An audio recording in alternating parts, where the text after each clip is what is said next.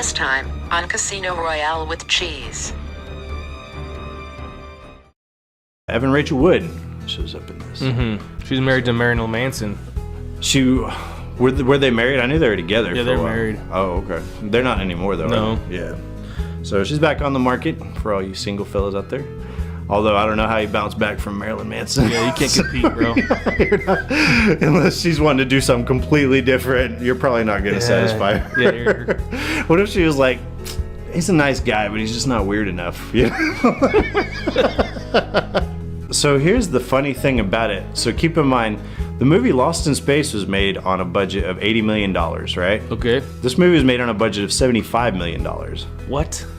Why would it cost that much money? There's nothing in the movie. So even if you go through and you give Nicole Kidman and Sandra Bullock, who carry the brunt of this movie, even if you give them $10 million a piece, dude, what the fuck else are you doing with the rest of that money, bro? Is this like an embezzlement scheme or what, you know? You might be onto something. I might be. There's nothing in the movie. The IRS needs to investigate the fuck out of this thing, dude. She leaves her daughters with the aunts. And I guess they're gonna go to some fucking witch fest or some shit. Yeah, that's what it is. Witch Fest.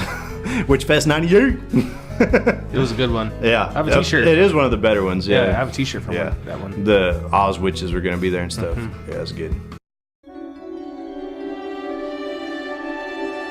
And now, the conclusion.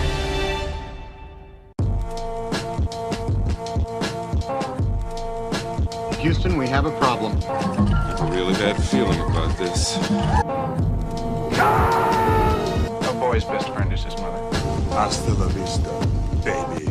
Nobody puts baby in the corner. Roads? Where we're going, we don't need roads. Frankly, my dear, I don't give a damn. Silent Green is people! Yo, Adrian! Let's put a smile on that face. I gotta warn you, Clark. They don't play the same games here as they do at them regular casinos. Royale, too.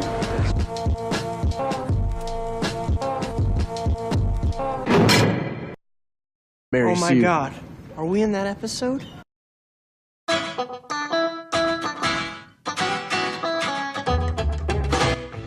Welcome back to Casino Royale with Cheese, the internet show where we discuss movies that were number one at the box office exactly 20 years ago. This is episode number 40, the big 40. My name is Shane. Today I'm joined by the man who would gladly go to Lover's Lane with Paul Walker anytime. This is Mike. Fuck yeah, I would. Sexy man.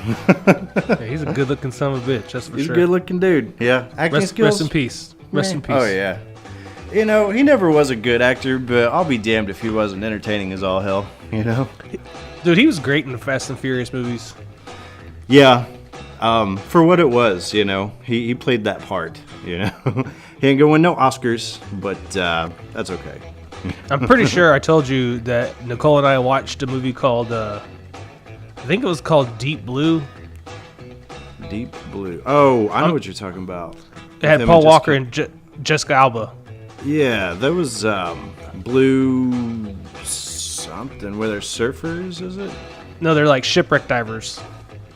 Oh, okay. Well, anyways, whatever the name of that movie was, Nicole and I watched it like on the agreement. Like, we're going to watch this so you can look at Paul Walker with no shirt and I can look at Jessica Alba in a bathing suit. Dude, she's great looking too, man. I ain't gonna lie about that. He was in Running Scared, which was really good, man. I like that movie a lot. I'm looking here. Into the Blue, that's what it was. Yeah, I knew it had the word blue in it. Yeah. Jessica Alba. What do you think about her acting skills there, Mike? They're awesome. Are they? Yeah, I love everything about her. Except her acting. Never noticed it wasn't good. Yeah, that's true. A lot of stuff to distract from that. How's it going today there, my friend? Pretty awesome. We just got back from a place called Neighborhood Jam. Oh, okay. It's a brunch place here locally. Yeah. And they do like mimosas and all that stuff. So Little hair of the dog, huh? it's a good way to start your Sunday, yeah. Yeah, hell yeah. It's not bad. What about you? Doing all right. The Boomer Sooners won yesterday. They did. No surprise.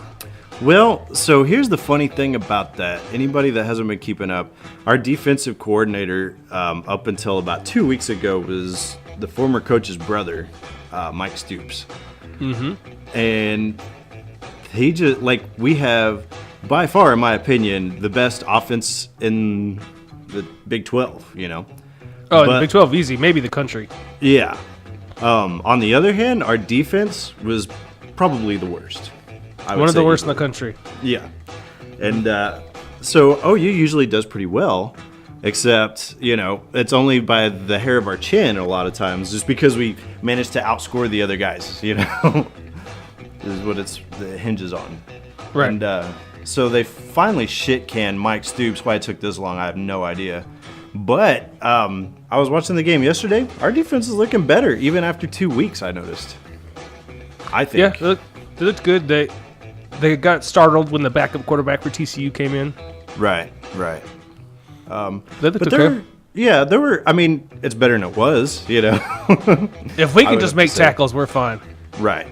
But like OU had I think it was you that told me this. Is any team that we're going up against that made it to our red zone, we let them score 100% of the time this year. You know, there was no team that didn't ever not score when they're in the red zone. You know. Yes. And yesterday, I think that changed a little bit. You know.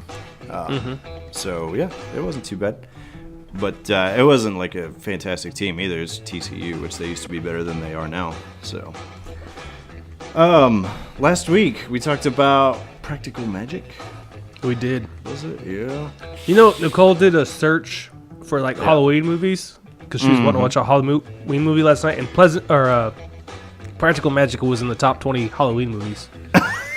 Really? On this list she found. That movie has nothing to do with Halloween, bro.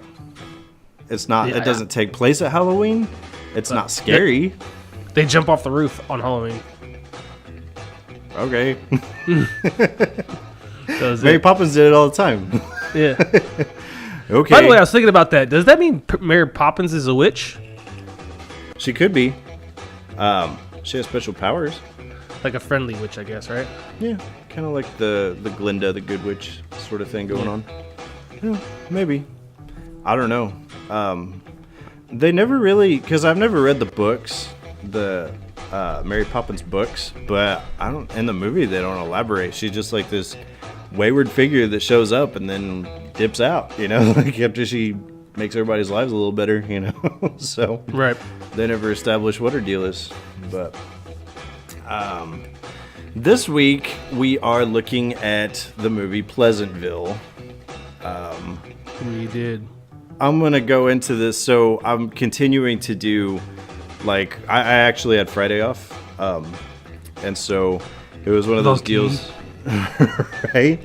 I'm sitting there and I was like, oh man, you know, I got the youngins with me, you know, and everything, and so I'm sitting back and I'm like, all right, well, I'm gonna try to get them preoccupied doing something, and I'm just gonna go on this horror movie binge, you know. And so anyway, I knock out a couple, and then I get to I was like, oh shit, I gotta watch Pleasantville, you know, and it totally like slammed the brakes on the day that I was having. I was not looking forward to that shit at all, you know. Yeah. What is you've seen this movie before, right? Nope. Oh, really? Okay. I'd never heard. You want to know what I knew about Pleasantville? Tobey Maguire. Yep. Reese Witherspoon. In black and white.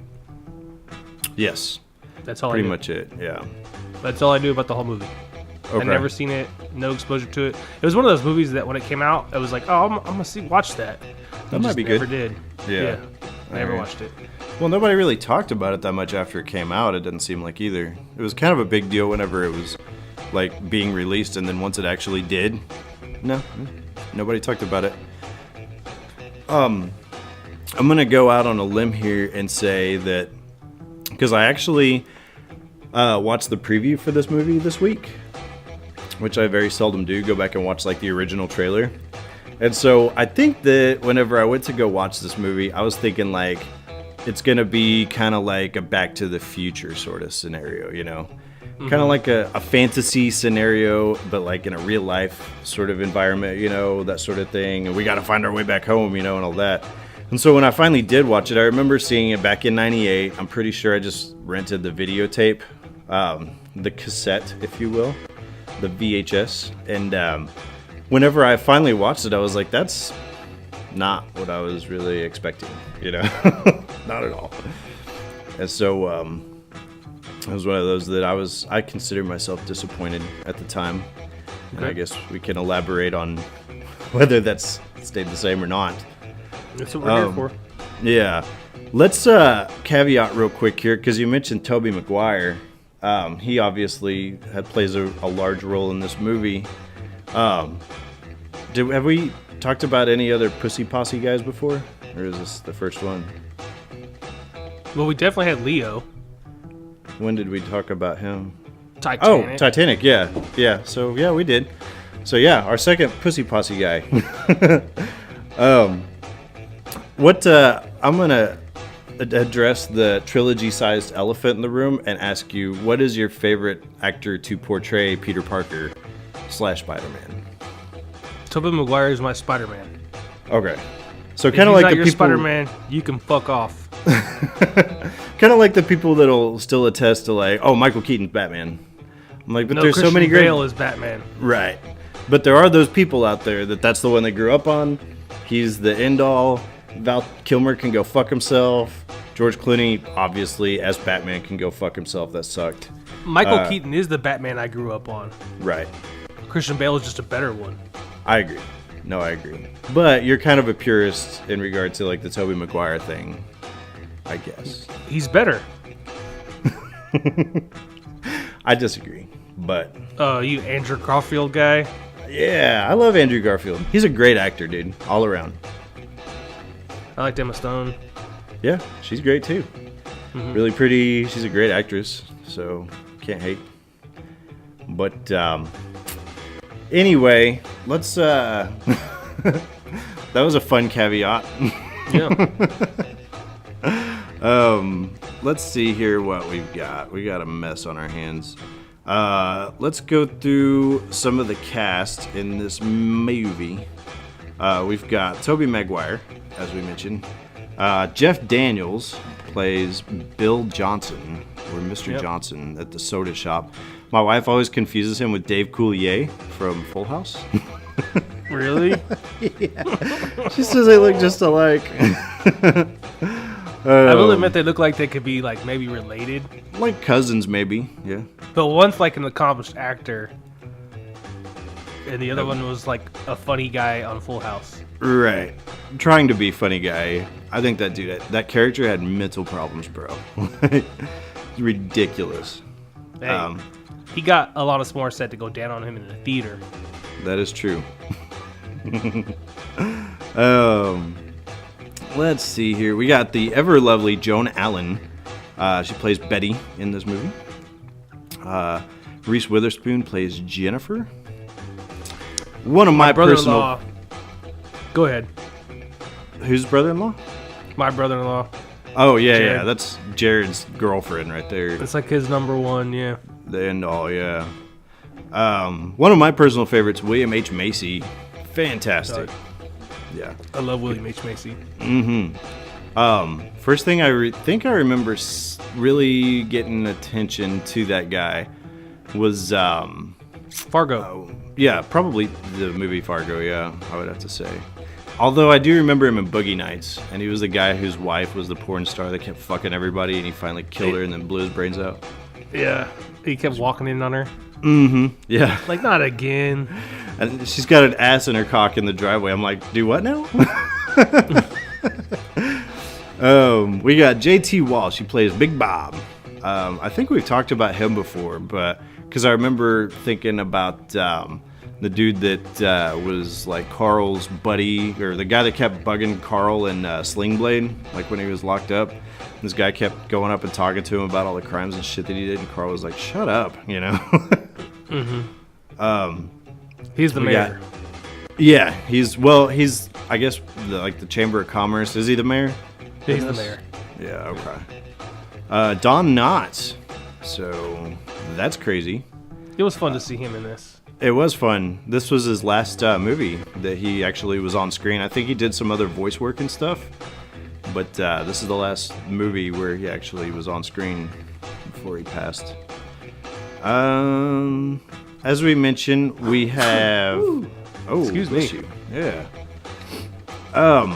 Who else was I thinking of? Oh, of course, Paul Walker. He plays Skip in this movie. Yeah. So, Good old Skip. Good old Skip. One other thing I thought was interesting was this movie actually had a record on its hands.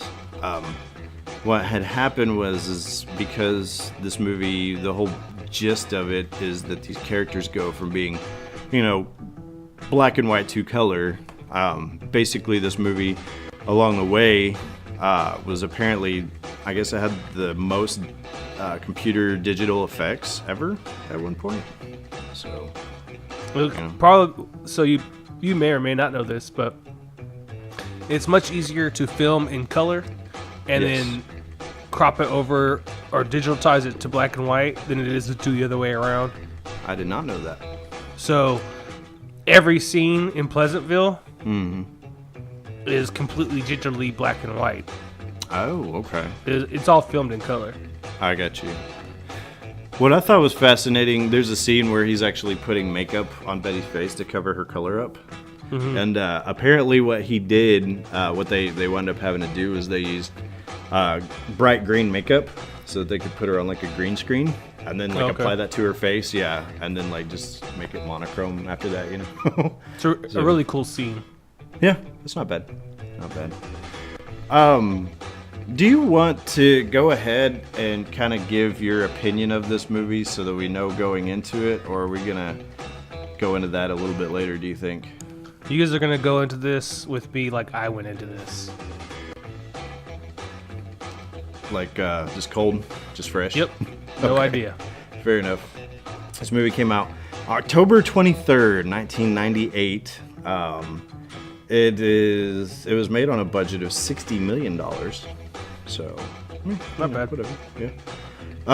One thing I think that it was still less money than Practical Magic was. I don't know how. That's hilarious.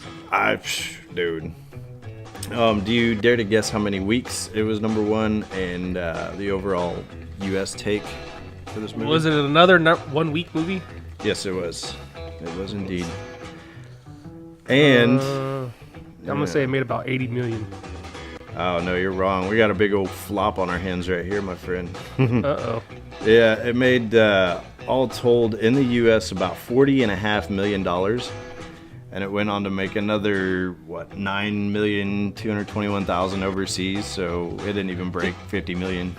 It didn't even make its money back. Nope.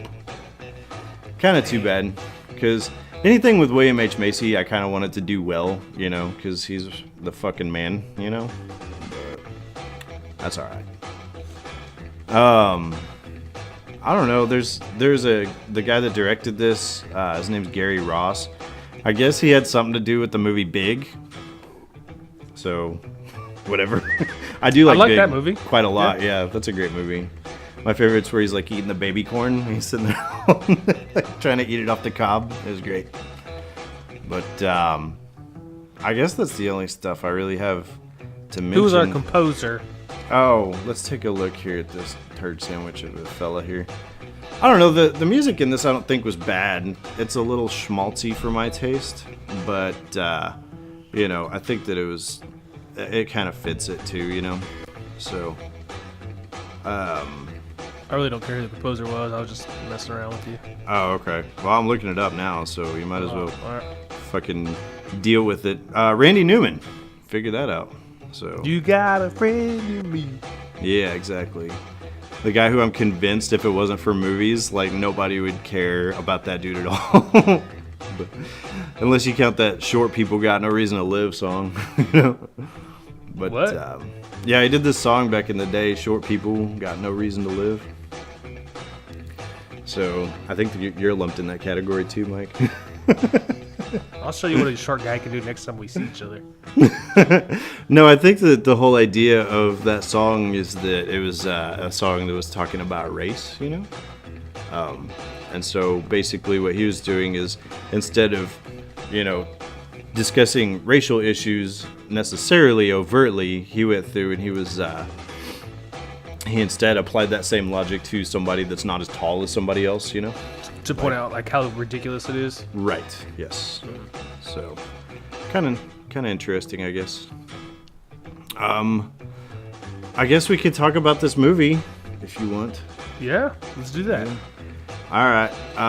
So the movie opens. By the way, since I've been watching all this like fucking Freddy Krueger shit, I see the New Line logo and I start getting pumped about it, and then it comes up Pleasantville instead.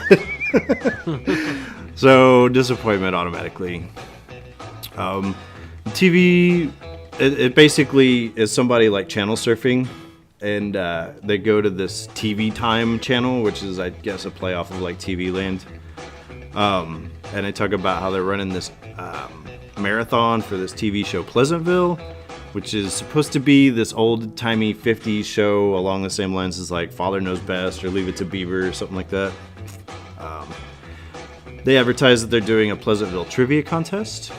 It's a $1,000 grand prize and a visit to a Pleasantville of your choice. So any state, I guess, that has a town named Pleasantville, they're going to pay for you to go visit it. So it looked like there was like 20, 25 options out there. Yeah, absolutely. They talk about how there's a character in the show named Mary Sue. There's a character named Bud. They're brother and sister. There's George, the dad, Betty, the mom, and then they also talk about Bill Johnson at the soda shop.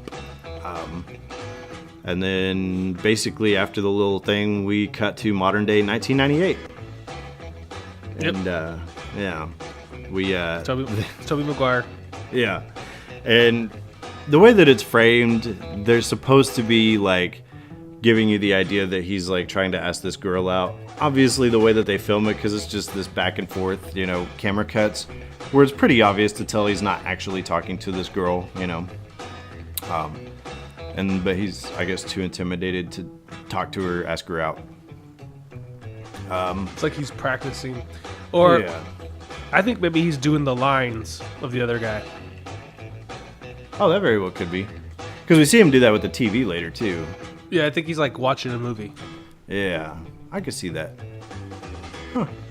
All right, fair enough.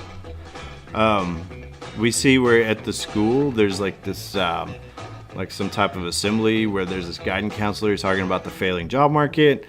In health class, they talk about HIV. Science, they're talking about all these environmental hazards, all this shit. Boring ass classes. Right. But basically, they're talking about modern day and how the world is essentially fucked, Mm-hmm. For the most part. The economy shit, people's health is shit, the environment shit, whatever. We see later on that night, there's like, they're showing like modern day suburbia, if you will. But you can see there's like a cop car that's driving up and down through the neighborhood, So obviously not all is well. And you can see why in the show that maybe Tobey Maguire would gravitate to something that reflects on simpler times, if you will, TV show that has some, what they would say, wholesomeness to it, Well, at the same time, we got his mom talking to his dad about how it's his dad's turn to watch the kids. Right. Because she's going on a trip with her boyfriend, Yeah, so, he's like watching Pleasantville. Right. Quoting lines, eating chips, while his mom's talking about, like, it's your turn to have the kids. That's right. why, I'm not bailing you out this time. So, he's dealing with some family shit. Right. Yeah. And, Pleasantville, they got this ideal, like, family. Yeah. Really strong, nuclear family type values, yeah. Yeah. A lot of gee golly whiz. You're swell, yeah. At one point, Skip describes Mary Sue as being keen. The keenest girl in school. Yeah, you're the keenest girl in school. Really, the keenest? Yeah. So David knows every line to every episode of Pleasantville because he's sitting there watching it, and he's saying the lines before they actually get it out, And there's certain shows that I know like that, like Seinfeld is one of them, that I could probably tell you just about any line from any episode, maybe even Roseanne to a point.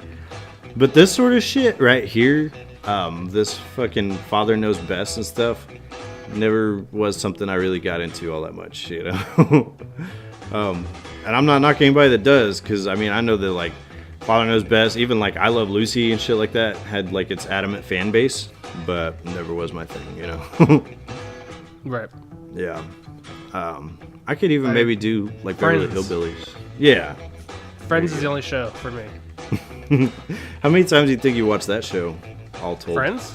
Yeah, like, through entirely. I mean, from beginning to end, I only did it the one time on the original airings. Right. So it took me 10 years to do that. But I always watched like whatever reruns. You've probably seen every episode like 6 or 8 times since then. Yeah. Yeah. I got you. I wrote down that they're really playing up the lameness of these old 50s shows, though, because, like, George will come home and he's like, "Hey, Betty, how's my gal?" You know, and then like the laugh track will kick on, you know, and Yeah. he's like, "Is that your famous meatloaf that I smell?" She's like, "It might be," and like the laugh track kicks up. I'm like, nothing was ever that lame, dude. I don't think these are that dumb, you know. There's nothing funny about that. It's not a joke, you know. No. But whatever. Yeah. Back at school. Yeah. TV trivia at the lunch table. His buddy's like really impressed by his encyclopedic knowledge of this fucking show, you know. I'm not. No. You know why I'm not impressed? Why?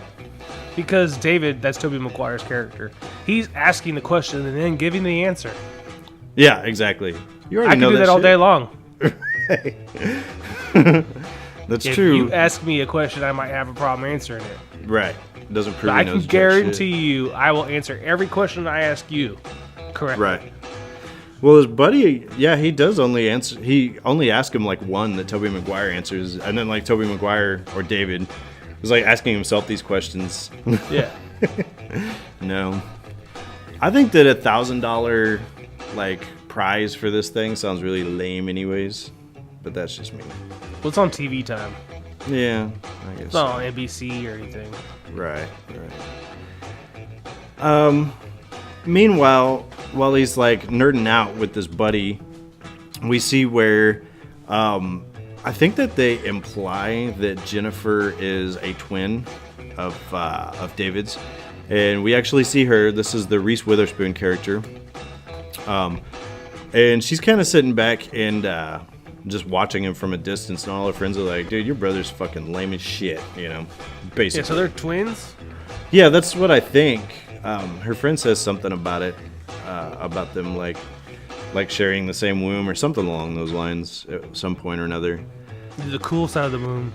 Yeah. And what is it here? Oh, Jennifer's like the bad girl, I guess, because she smoked cigarettes. Ooh. I don't buy it. No. I always thought, what's her face? Reese Witherspoon looked kind of wholesome. She's a nice girl, Yeah. you know? She doesn't play the bad girl very well. Right.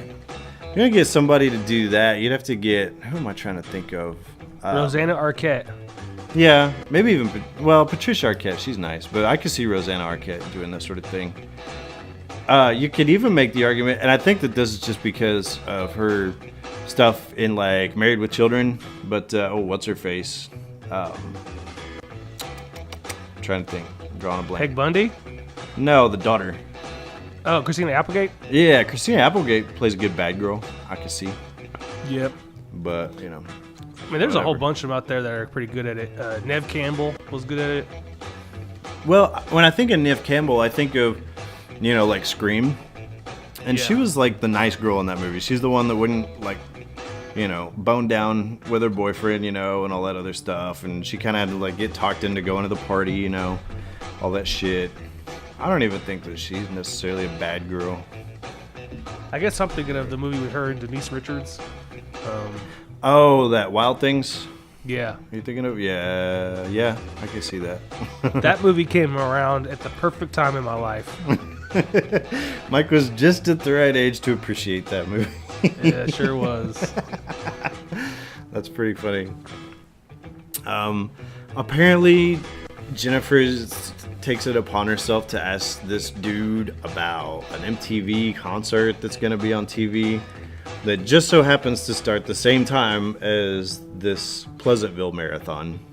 Uh-oh. And she's like, oh yeah, my mom's going out of town. And cool. So yeah, they both just say cool for a while. Yeah. Yeah. Cool. Right. We cut to Jennifer and David are both getting ready for their respective programs. I love this little montage because she's getting ready. He's like eating chips and shit like that, you know? Yeah. And they're both on the phone. Right.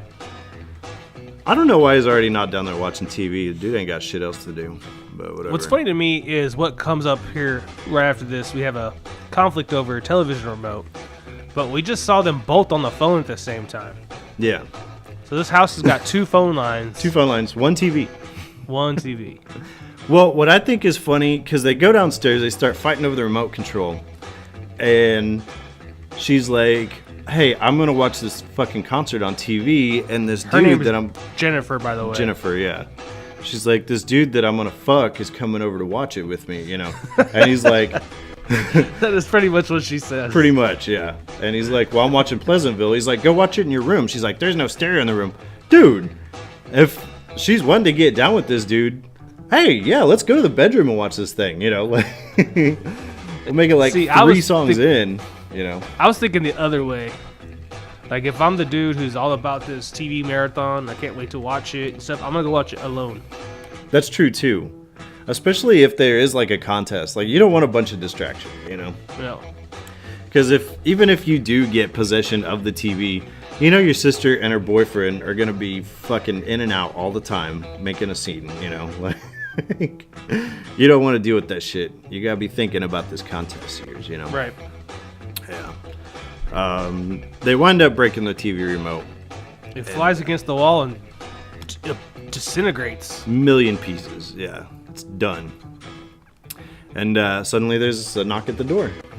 And she's like, great, that's my boyfriend. Which is actually Don Knotts, the TV repair guy.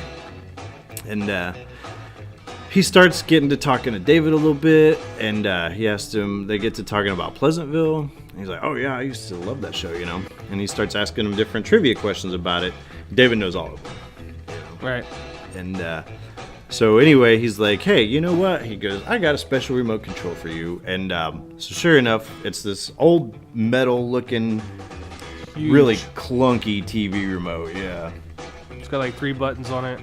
Mm-hmm, exactly. But it works fine. They turn the TV on, they're good to go. And so anyway, the next thing, he says that it's a TV remote with oomph, I guess. Mm-hmm. So we see where the TV repairman, he grabs a shit, he leaves, and he's just sitting outside in his truck, just waiting. And they get to fighting over this remote again. All of a sudden, she hits a button, and they're transported into Pleasantville, the program that was on the TV at the time. And they're monochromatic now, instead of being in color. In black and white. Yeah. So, I don't know. Up to this point, I'm kind of getting into the movie. At least I was when I originally watched it. Because I'm thinking, all right, well, that's, the setup, and we're, about 10 minutes in, so we got plenty of time to get this adventure out of the way, And it pretty much loses me after this, though, because it's not nearly as, adventurous as I would have liked. But, see, I'm the opposite way. Oh, okay. You don't care about this shit? I didn't care about the beginning stuff at all. Like, I didn't need that. I think they could have told the same story in this movie if they would have just opened the credits as if we're watching a 1950s black and white family show. I can see that. And then, the characters just start to learn shit, about themselves and stuff like that. Yeah. Instead of being, these strangers from another galaxy that are, they're diluting the purity of what that place was. Right. And the magical TV repairman and shit. Yeah. Yeah, I don't need that. Right. Well, so this is probably as good a time as any to go back and say that me and Mike, we might throw in the occasional comment every so often, but we really try not to focus too much on politics on this show. But I think that may end up coming up in this. Well, it seemed pretty obvious that that's what they were attempting to do. Yeah, it's sort of a parallel for modern day stuff. So, be that good or bad. I'm going to try to lay my points out there in a way that, seems logical. And if you happen to disagree, that's fine too, So, but, anywho, David is now the son in this George and Betty household. So he's Bud. Jennifer is Mary Sue. All of a sudden they see the TV repairman on the TV, and he's talking to him. David tells him that he wants to go back, and he's like, well, you can't go back. I hooked you up, you know everything there is to know about Pleasantville. Why was David so anxious to go back? I would be pumped about it if, like, all of a sudden I was in Star Trek or something. It'd be fucking awesome. In Friends? Yeah. You'd be macking on Jennifer Aniston all the time, Well, you know it. Right? Courtney Cox, fallback, perfect. That's fine too. Love triangle. Right? Get that old menage going there with Courtney Cox. One drunken night at a party, Phoebe and me might have hooked up. You never know. Right? Yeah. There you go, man.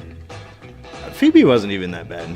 I could get down with Phoebe. Yeah. Yeah. It's whatever. Lisa Kudrow's looking fine, But, yeah, David's like super eager to get back for whatever reason. TV repairman's like, oh, you hurt my feelings because you don't want to be here. So why don't you take a week or two and, This is when I actually really appreciated like Don Knotts being in this movie. Was this scene? Oh, yeah. Like his feelings got hurt. Yeah, he's like yelling at him. Yeah. I don't think I'm in the right place to talk about this. Right. Mom tells him that they need to go eat breakfast. And I just wrote down, Mom's trying to OD on carbs because it's fucking a river of carbohydrates in that kitchen that morning, dude. Dude, there's literally like skyscrapers of waffles, pancakes, biscuits, bacon, sausage. Oh yeah, like, eggs up the ass. Yeah. Looks like Mom's been cooking for 4 hours. Oh yeah. Dude, who the fuck has time to eat all that shit before school, I'm going to go to school and pass out in a motherfucking food coma, and that's going to be the end of that, Yeah. So, on the way to school, they're talking, Jennifer is, like, freaking out. Of course, like, during the breakfast thing, he, like, coerces her to play along, because she's like, I don't really want anything to eat. She's like, well, tough titty, here you go, and, like, glops all this syrup all over literally everything, It looked like... Top of the ham steak. Right, the ham steak. It's funny, Mike, because me and you have had a few drunken nights here and there, and I think I may have actually eaten some breakfast like that in my time, like the morning after. Oh, yeah. But no omelets. That was weird. Anyway, Jennifer's freaking out. She sees, they actually notice there's this fire truck that races by. And it's only to save a cat out of the tree, Mm-hmm. And of course, Jennifer, she's starting to feel sorry for herself. And she talks about her boyfriend and he's waiting for her and all this other shit. And then all of a sudden, Skip Martin stops by and he talks to her. Motherfucking Paul Walker. Paul Walker. And this time he wasn't flying out of his windshield. So, Whoa. I'm sorry, Paul. That was low-hanging fruit. Too soon. You deserve better.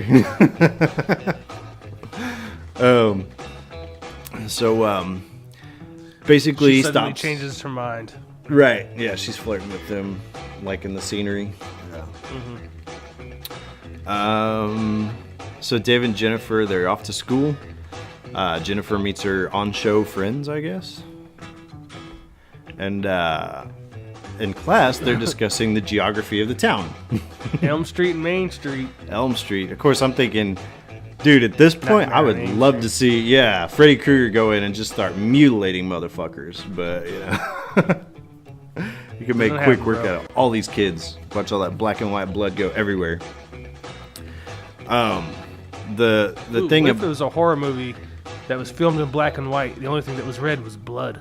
Oh, like a Schindler's List sort of thing or something. Well, Schindler's List, they didn't do blood, did they? No, there's that little girl with like the red jacket, and that was it. Yeah, I remember that. Or maybe more along the lines of like Sin City. Yeah, that's kind of what I was picturing. Gotcha. Yeah, that's pretty legit. Dude, just think about how much crazier Schindler's List would have been if it was just the blood that was red. You're like, this is kind of gross, man. There's blood everywhere in that fucking movie, you know? So, anyway, it would be kind of... is Maine and Elm. Yeah, it would be kind of cool to sit back, though, and have the whole movie up to this point be about, you know, Jennifer and David, whatever, and then just start doing a horror movie. That would be like a complete From Dusk Till Dawn scenario where you're like, whoa, this shit's badass, you know? What the fuck just happened? Right? So, basically, this is the first of all, one of the things I'm going to say. So, from a political standpoint, I'm very much a person that is a firm believer that, hey, you know what? If you want to go, like, I consider myself a libertarian, you know, pretty much, even if there's something that you're doing that I don't agree with, I think that you should be able to do it, you know, go smoke pot or be gay, whatever. Doesn't faze me at all. You know, whatever you want to do with your time. Yeah. If you want to go be gay. Right. Go do the gay thing. That's fine, you know. Doesn't faze me. I don't have a dog in that fight, is all I'm getting at, you know. Okay. However, when it comes to, like, something like this, where they're trying to portray, like, you know, this whole, like, kind of like Star Wars The Last Jedi, where they're like, kill the past, you know, there's this whole era of 50s white picket fences and, you know, nuclear family stuff. That was an era of oppression and all this other stuff. And I'm just of the opinion that, okay, well, if you want to see it that way, that's fine. But if you're going to sit back and say and claim that, like, kids in the 50s were stupid, like, compared to nowadays, like, I think that that's totally inaccurate, you know? Because back then, like, they taught, like, schools had a way better curriculum back then, in my opinion, than they do nowadays, you know? Kids were not stupid back then. You don't know what the curriculum was in the 50s, Shane. I mean, I guess that's true. I have seen, like, tests from back then compared with tests nowadays. It's not even close. But, anyway, Mary Sue asked, because all they're teaching in this geography is, like you said, Elm Street and the other one, whatever it was, Cedar, Maine, yeah. And Mary Sue asked, what's outside of Pleasantville? And they all just, like, stare at her blankly. What the fuck are you talking about? You know? The Pleasantville Lions are practicing their basketball. This is dope. Yeah. They never miss a shot. They're incredible. Miss a shot. Yeah. Like, each one of them shoots. Boy, and they'll nail it. David is now on the basketball team. He's not missing a shot either. No. He's even doing, like, crazy Michael Jordan commercial style shots. Like, you know, was that Larry Bird and Michael Jordan that did those commercials? Yeah. Yeah, it was. Which this dude's never touched a basketball, you know? Nothing but net. Yeah, he's acing it. And so Skip stops by to talk to David, ask about taking out Jennifer, and he wants to give her a school pin. And he thinks back to this new scenario that Jennifer's in. And he's like, I don't think that's a very good idea. You know, she's been going through some stuff, whatever. Skip gets pissed, throws the basketball, and misses. And everybody's like, what the fuck? You know? I love how when the basketball is, like, rolling down the floor and the coach is like, don't touch it. Right. It's broken or something, like, infected. Yeah. Yeah, it gets you sick. Don't touch that ball. And the team's all, like, backing away from it and shit. Right, yeah. They've never seen anyone miss before. Right. It just blew their minds, yeah. So basically that's whenever David's like, she's actually supposed to go out with this dude and we can't be fucking with these people, you know. And so she tells him that she has to go out with Skip because he doesn't want the show to change. That's not the plot of the show. He actually ends up asking Mary Sue out, you know. And she actually mentions that Jennifer, she tried to burn a handkerchief, but it won't burn. And she talks about wanting. Go ahead. No, go ahead, man. You've been enjoying talking, so go ahead. Well, I was just gonna say she wants a cigarette, which is weird because they smoked all the time in these shows, so you would think there'd be ample cigarettes everywhere. But I guess I don't think the kids did.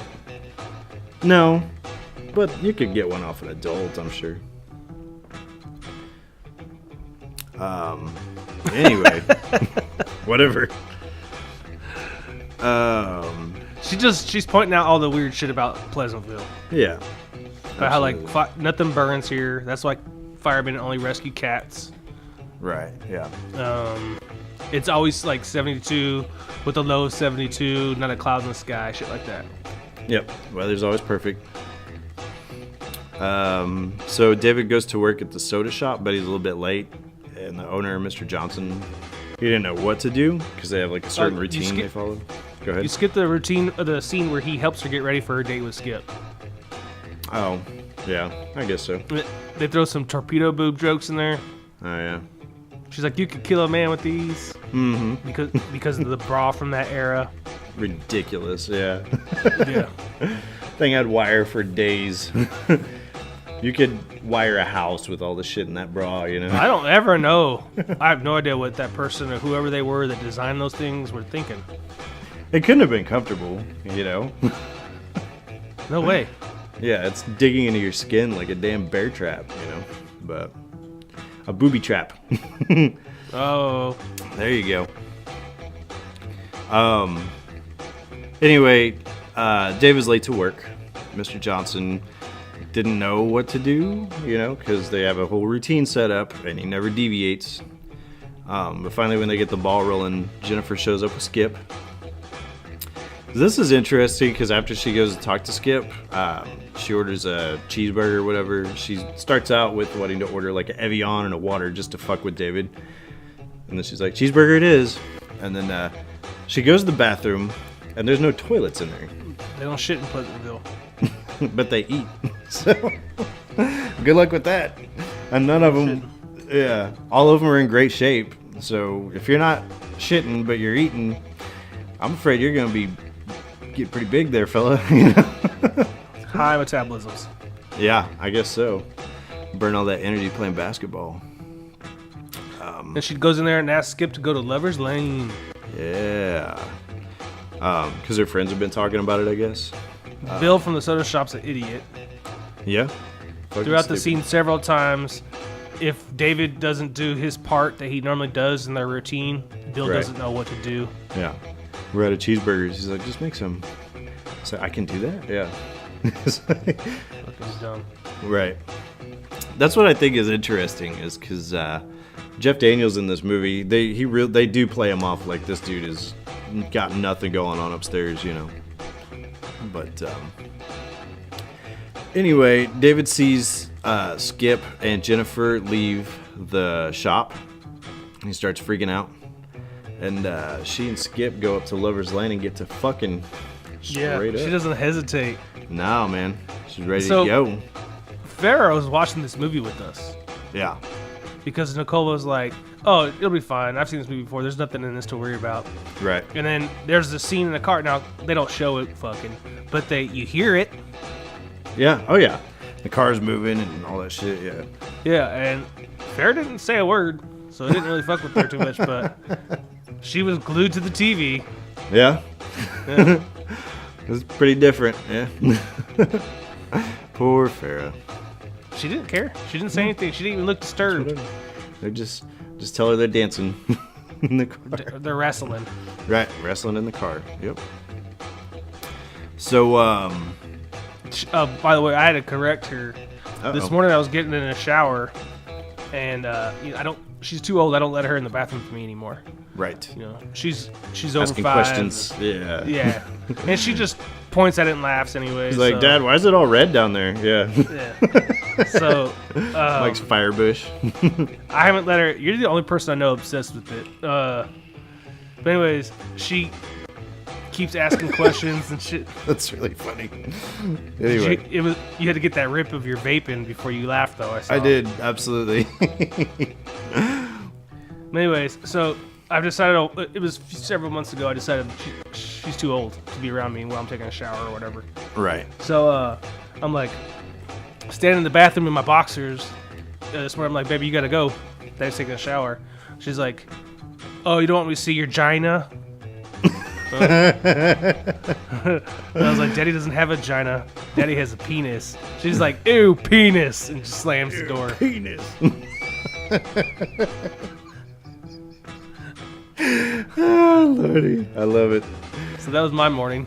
It reminds me of your nephew whenever he first saw Farrah when they were like changing her diapers back in the day. And he was like, Who, Seth? yeah, Seth. He didn't know anything about female anatomy, you know, whatever. He's like, "Oh, look at Farrah's big balls." Like, I think you were deployed then, but it was pretty funny, man. Pretty hilarious.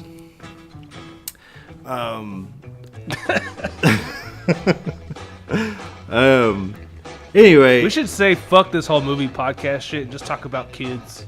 we really should, yeah. They're We would way have enough to funnier. fill our time slot. They're way In a funnier week. than these fucking movies, dude. Absolutely. Dude, we went to church this morning. We're like, nah, Madeline. We had this talk on the way there, like, Madeline, you can't say any bad words when you go to the nursery. We're not going to talk about pooping. All this shit. Because she talks about poop all the time. Because she's her my dad daughter. does. Yeah. It was pretty Because hilarious. every time she's like, Daddy, can I have a hug? And you're like, no, but I'll poop on your head.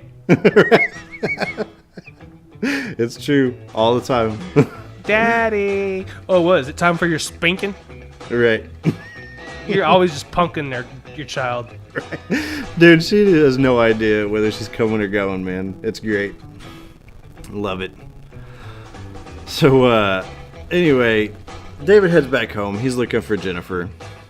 And, so Mr. Johnson, he basically talks to his dad and he's like, oh, she won't do George. anything bad. Yeah. So that we can't trust her, you know, and all this other shit. And Mr. Johnson shows up and he's like, yo, you just left and I had to do everything myself, you know. Good job. You know. Yep. And Mr. Johnson sees Betty and he's like, yo, what's up? You know, that sort of situation. And you could tell they kind of got a thing for each other, you know. Some instant chemistry because they just stare at each other. Right. Of course, they're Creepily. both repressed as fuck, you know, so they're not going to act on it or anything like that, you know. But anyway, Skip and Mary soon, they get done doing their thing. And he drops her off. He said he was sick. Oh, yeah. I think I'm sick. That reminds me of Forrest Gump, where he's like, And he, I'm dizzy, you know. but he looks down at his penis, and Mary Sue's like, it's supposed to do that. He never even got an erection before. Yeah. Yeah, It's I don't great. think the erection was what was messing with him, though. Oh, yeah. I think it was the result. Oh, yeah. Could be. Could be. It's pretty groundbreaking stuff there, you know. Oh, yeah. Yeah. It's great. Great. It changed my world. Tell you what, yeah. Fantastic. Not gonna lie. I saw red roses everywhere afterwards, too. Yeah. I can see that. Playing music Skip. in the background. Yeah, Skip saw a red rose after he dropped off Mary Sue or Jennifer. a.k.a. Jennifer. Right. We're back at b-ball practice. They all miss. Yeah, he tells all of his buddies on the team about getting His dicks experience. played with. Yeah, and so sure enough, the coach is like, all right, everybody, time for some layups or whatever, and they all shoot and miss completely, you know. So he's basically corrupted them at this point, you know. Yeah, and Jennifer wants to change all of Pleasantville. Right. It's almost kind of like a. When I was watching this movie, I was thinking of like a Garden of Eden type scenario, you know. Mm-hmm. Well, Like they make it pretty clear for us. Yeah, absolutely. So We there's do have that. an apple in Eden scenario. Mm-hmm. Absolutely. But we get a whole montage of like music being played and Everybody on Lover's Lane. yeah, everybody's fucking on Lover's Lane now. And, Right. like people are changing color, or more things are changing color, and people are starting to get things like pink tongues and stuff. Mm-hmm. Yep. Meanwhile, David's like sitting by the TV trying to get this repairman to show back up, you know. And basketball team, they suck now. Yeah, They lose a their game. first game Mm-hmm. ever. Everybody's gawking over a 2-person bed, you know. and there's just rampant color everywhere. Certain people have changed color, and there's like certain shit, you know, like street signs that'll be a different color, you know, and stuff like that, you know. And so David talks to Mr. Johnson because he's like, "Yo, we're out of hamburgers." He's like, "Yeah, we're out of hamburgers. I don't give a fuck." And he talks about how he feels like making burgers is repetitive and pointless, and he wants to do some other stuff. He talks about at Christmas time he gets to paint and decorate like the window. And like, that's what I really want to do, you know. And he's like, "I don't think you should dwell on that, you know. Just keep doing what you've been doing, you know." He tells him that sometimes people can't always do what they want, and they have to do their jobs, you know. And this is the first point in the movie where I'm like, yeah, I mean, kind of, sort of, but, you know, at the end of the day, people can't eat artwork, you know. If I did what I wanted to do, I wouldn't do anything, you know. So it's one of those deals where you can't always, I mean, you kind of got to live in the real world too, you know. People can't just pursue whatever dream it is. Well, say for instance, yeah, you can. Everybody wanted to paint, okay? Okay, well, there's no food now, you know. Okay. Yeah. But it's still a choice. It is a choice, you know. That's all there is to it. Like with me, like I enjoy my job to a certain degree, but at the end of the day, if they're like, well, we'll just pay you and you don't have to come in, I'm not fucking coming in. Are you insane? You know? Yeah, but you're doing the job because you chose to have a family. Well, yeah. So you need to be able to make a certain amount of money. Yes. To support said family. Right. I'm talking not necessarily about money. I'm talking about an entire societal breakdown, you know, where if everybody went out and painted pictures for a living, then there wouldn't be anything, you know, except a bunch of fucking artwork everywhere, you know. But you're assuming that everybody wants to be an artist. Right. That's not the case. Right. Well, so some people enjoy farming. Some people do. Some people enjoy making wooden furniture. But I think that there's a far larger majority of the people out there that do that stuff because, you know, it's something that does make them a living, and it's something that they're good at, not necessarily something they have a passion for.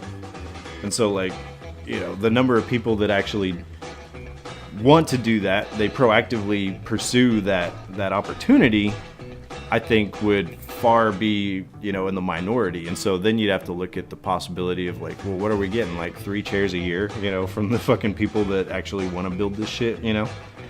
This one dude that enjoys farm, there's like maybe 6 people in the country that actually enjoy farming and they feel passionately about it, you know?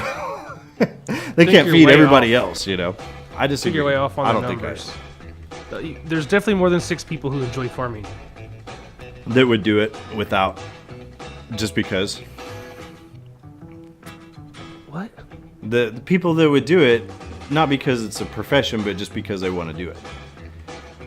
There can't be enough people out there that feel passionately enough to do it just for the fuck of it, because it's something that they want to do, to like, you know, provide enough food, you know? Like, I think it would be total societal mass hysteria. I think we should move on because I don't agree. Okay, fair enough. I'm just saying that sometimes you got to put down the paintbrush and do what's necessary as opposed to what you always feel passionately about. But David's being a dick in this scene. He is too. He's like, don't ever do that. Don't. I mean, yeah, it's different to have a hobby. Because he doesn't want to change Pleasantville. Right. I agree. So your point, it has nothing to do with this shit. It does have to do with it, though. No, David was being a dick because he didn't want Pleasantville to change. No, he was. But Mr. Johnson is also talking about how he doesn't want to do this anymore. And I'm just saying, if everybody had that mindset where I'm done with my actual job, and I'm just going to go do what I want to do, you know. Like, we'd have people that, you know, there'd be a crazy porn industry, you know, and like, and everybody would be starving to death, you know, like. We wouldn't have a crazy porn industry because nobody wants to watch you fuck. Well, yeah, but that's what they don't want to watch me fuck either.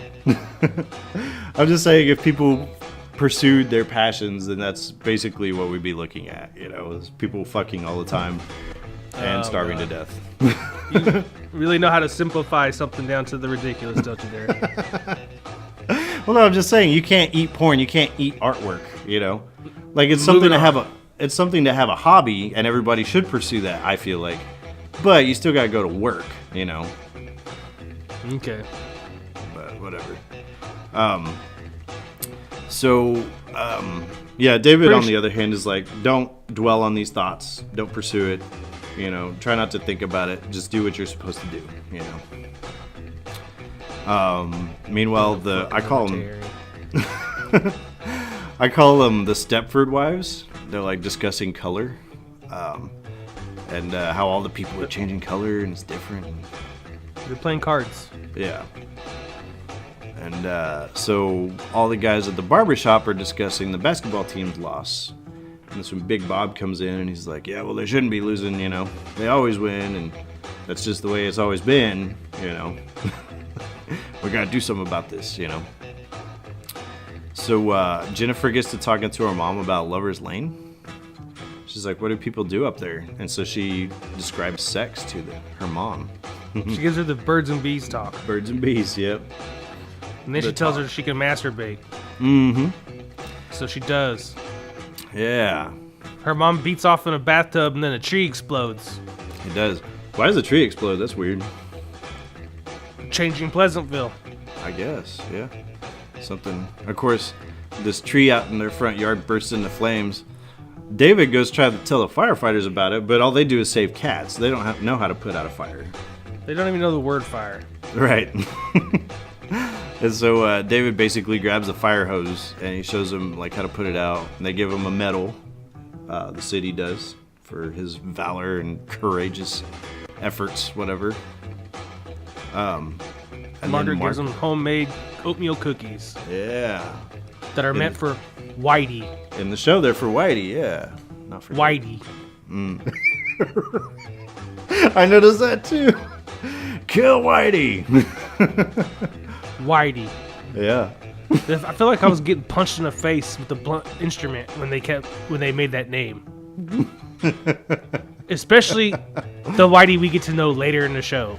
Oh, he's a dick. This guy's a No, he's Whitey. He encompasses his name. That is true. Yeah. They kind of pour all those traits into this one dude. Yeah. Name Whitey. Exactly. It's pretty hilarious, actually. All right. And then poor Margaret in the show, she's stuck with this dude, you know? But, well, he's only pissed off because he didn't get Margaret's cookies. Right. He is. But, you know, deep down, he's still that dude. So. It's all about the cookie. Mm-hmm. All about, I did it all for the cookie. So, they basically, David goes into the soda shop and everybody stops talking and all that. And they just like focus on him. And somebody's like, so where'd you learn how to do that with the fire? And he's like, oh, where I used to live. That's what they did. And boom. Everybody's just, what? Just blew their minds. Yeah. Yeah.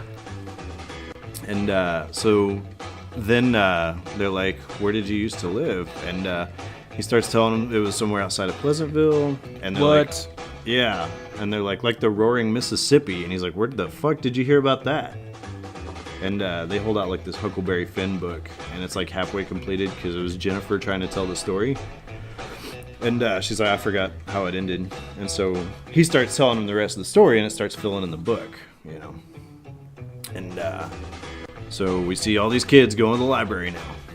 And that means David would have had to tell a lot of stories.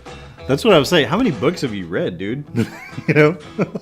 Because it looked like to me you spent all your time watching fucking Pleasantville. Right, yeah. I can tell you everything about every one of you. I don't know jack shit about Catcher in the Rye. So, but he tells them all about it. Mm-hmm. What I we think don't see that, but the whole library's full of books all of a sudden, so. Yeah. What I think is interesting is apparently Huckleberry Finn and Catcher in the Rye are both books that have been banned from a lot of schools, and so I think that's why they went through and used these as a particular example. So. Well, they're classic American novels. Oh yeah, it's good stuff all around. But so the old men in town, they don't want things to change, and they don't like the kids going to the library, you know. They're perverts. Mm-hmm. They are. There's a young lady who walks by in a red blouse, and pants. And the guys just like oogle the fuck out of her. She's like 16. Well, I was wondering if they were oogling her or her color, but I guess it could be they were checking out a 16-year-old girl. I don't know. Because I would think that, if they're still in black and white, then they probably aren't perverts. Because the show, they weren't, perverts, but whatever. So anyway, Big Bob comes over to George's house that night, and he's trying to butter him up real good, and talk about how things shouldn't change, and things are perfect here. Asked him to join the Chamber of Commerce. The cock. Join the cock. Be one with the cock. Here's your pin to show that you're with the cock. Yeah. He's like, oh, it's just like yours. Just like mine, David's loving it. Or George, not David. Oh, Betty. Right. He wants a pineapple kebab. And he asks Betty to grab one, but she isn't responding. And that's she's in the kitchen losing her shit. Yeah. Because she's in full color. Full color. So that after clicking my mouse. Yeah. Well, you diddle with yourself, and that's what's going to happen. So it's the 50s equivalent of going blind, I guess. It explains why my skin is always red. There you go. That's nobody knows better than Mike.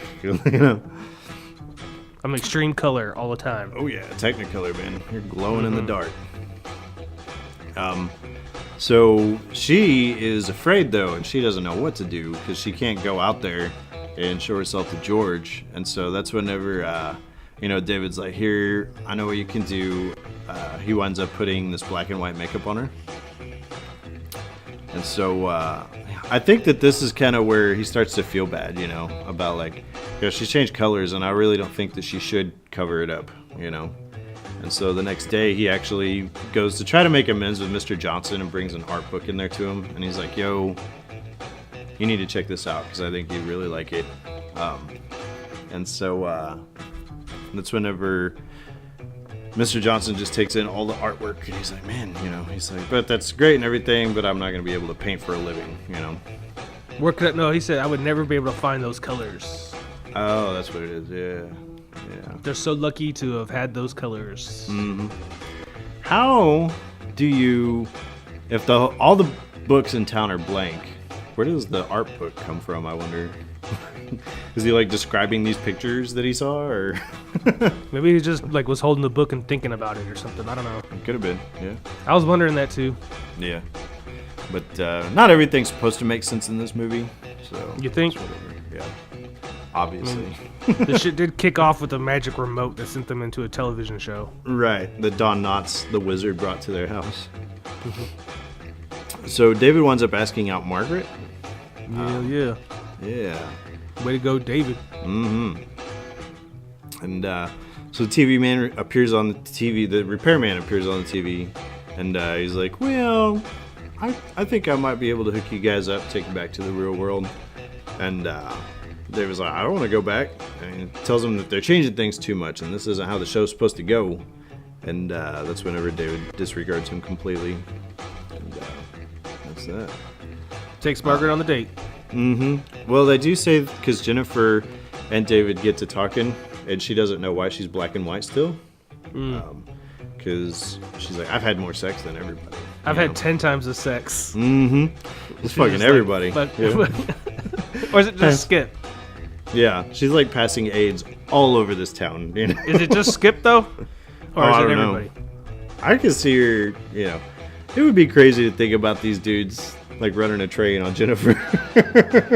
Oh God. These monochrome dudes that have never gotten it up before, and now they're, just... the whole basketball team?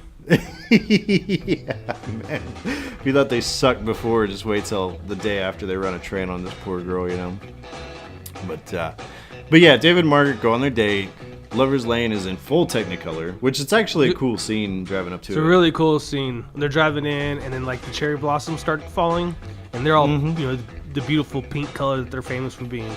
Right. And it's like raining these blossoms down on them over a black and white background. And then when they pull into Lover's Lane, it's like the embodiment of Eden. Yeah, it is. Because it's all black and white while they drive it in, and once they get there, yeah, it's all just perfect, beautifully colored. Full color. Yeah. Luscious grass and beautiful flowers and fruiting trees and from all the fucking. Right. All the fucking. They're spraying that color everywhere, huh? Uh-huh. Yeah. Oh, there was a dude in the army that he said that he had gone to a party, apparently, and a girl had tried to get him drunk, and it was a girl that he had no interest in for reasons that I know, but I'm not going to share. So anyway, he said that this girl took him out to the woods, and basically they were getting down, and so anyway, he winds up going, he had that moment of clarity right in the middle of the proceedings, and so anyway, he's like, what the fuck am I doing, And so he said that he went over there, he got away from her real quick. He said he went and finished on a tree, What? Of course we're like, oh god, because this dude, he was a dimwit anyway, So we're talking about all these, mentally challenged trees that are running around he conceived with the tree or something, But it's good times. Finished on a tree. God, what? Yeah. But whenever I saw the color, I was thinking of these kids just nutting all over the place in Lover's Lane, and that's what it made me think of. So, I'll come all over this house. So this is the whole this is the whole apple thing that you were talking about though. Here, she goes and grabs an apple for David, and he tries it. And it's a red delicious, apparently. So the next day. No, it's that time. What time? George. Is this where it rains? Home. Oh, yeah. Okay. Jennifer turns down Skip. Right. I'm reading. Yeah.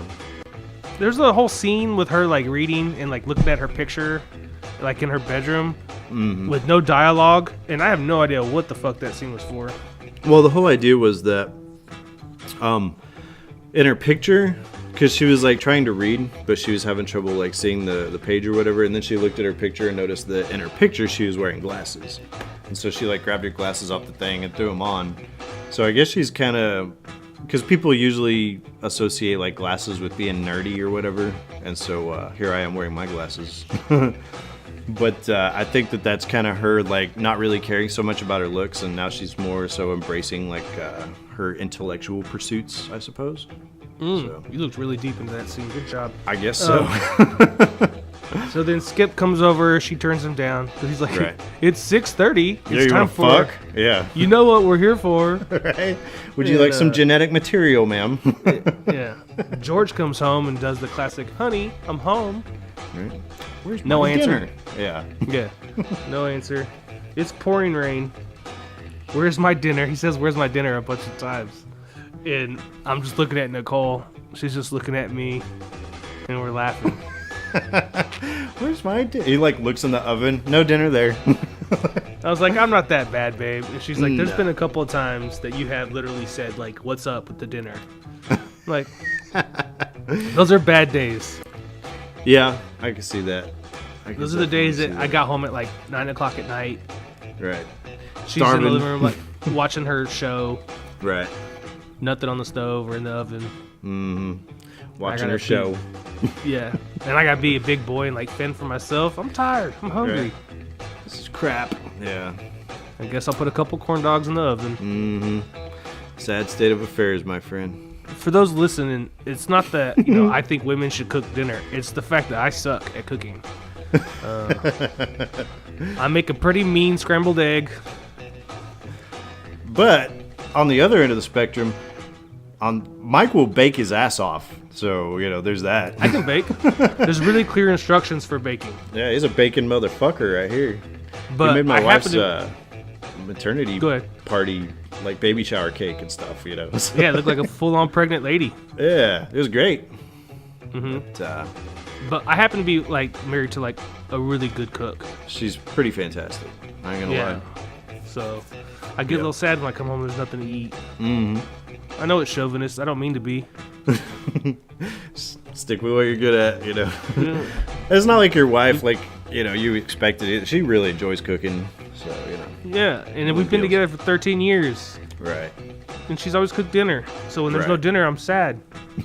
It's like my Pleasantville is changing on me. Exactly. Did we skip anything in this? Because I don't No, remember. we're in the bowling alley now. Oh, yeah. Well, so there is a couple things that we missed here.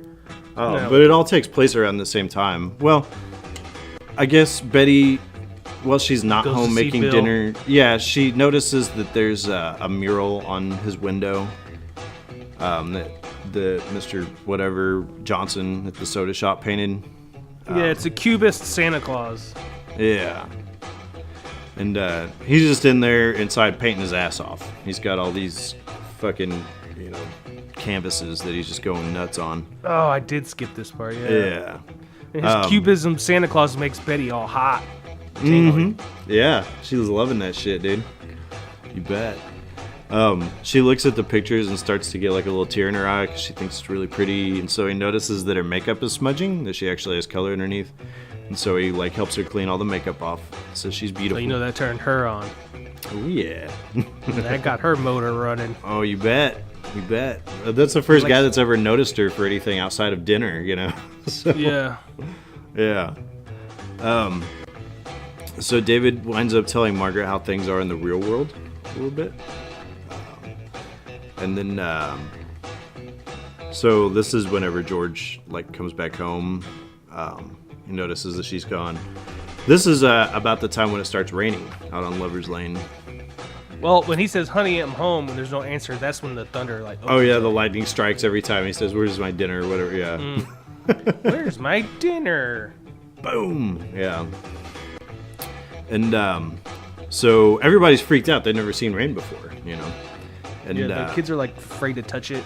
Mm-hmm. They've never taken a bath or a shower before. Yeah, they've never pooped, so, you know, I guess it's not unnecessary. Do they not know what water feels like? Right. They've had water, I assume. There's a pond at the Lover's Lane. There's a pond. They drink cherry cokes, you know, so you can only presume, but whatever. So, anyway, David tells everybody, because they're all, like, hiding in the gazebo, and he's like, don't be afraid, it's just rain, and he, like, goes out and stands in the rain. It was, like, a shot-for-shot, like, according to the director, it's not a copy, but to me it looked like one where, like, Tobey Maguire's standing in the rain doing, like, the Shawshank Redemption thing, you know? It looked just like it, but... Oh, yeah. Yeah. So, George winds up going to the bowling alley, and it's all in black and white. You know, they're like, what's wrong, George? He says, it's rain. Right?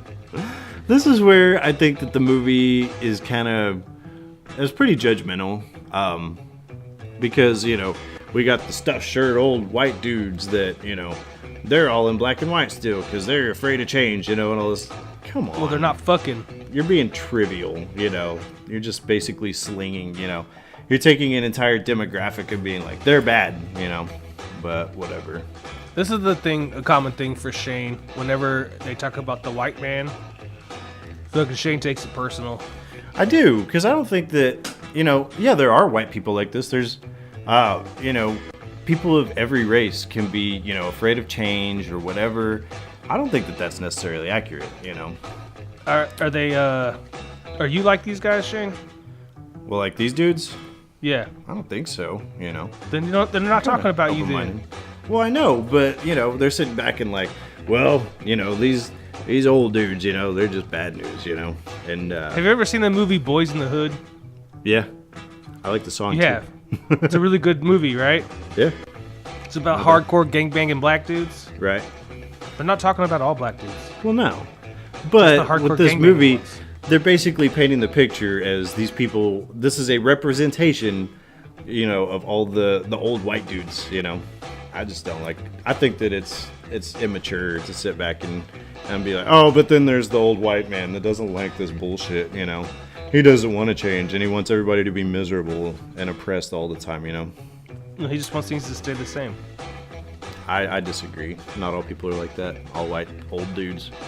One thing I will say too, and this is kind of interesting, my take on it is, so whenever it comes to, this movie, basically Pleasantville is portrayed as like, clean living and, all this other shit. And, I don't think that, the clean living, ideals of the 50s, necessarily have to be, I don't see why, changes and things like that necessarily, they don't have to be mutually exclusive, Like, you can still have family values and not be closed-minded, I think. I do agree with you. And you also said like 100 times just now. Oh, okay. I was trying to think of the correct verbiage, I guess, to use, so. But we found your yeah. Your as you know. It used to be absolutely, so, Oh, yeah. And I just said again, so. It's okay. I got some friends who use fucking as their Well, I typically do, but let's not turn this into a Tarantino movie, Mm-hmm. So, anyway, there's a burned shirt. Yeah, the guy that got his shirt burned from an iron, and then they're he makes him stand up. The mayor, Big Bob, makes him stand up and show his shirt to the group. The shirt is burned, has got an iron burn on the back of it. Mm-hmm. The group is totally like dumbfounded. Right. And then Big Bob says, when he asked her what she was doing, she said she was doing nothing, just thinking. And this is once again where I'm like, because all the guys in the bowling are like, ew, a woman thinking, and I'm like, come on. This movie is slinging arrows unnecessarily, I think, All right, look, listen. But yes, they're doing a general stereotypical way things were back then.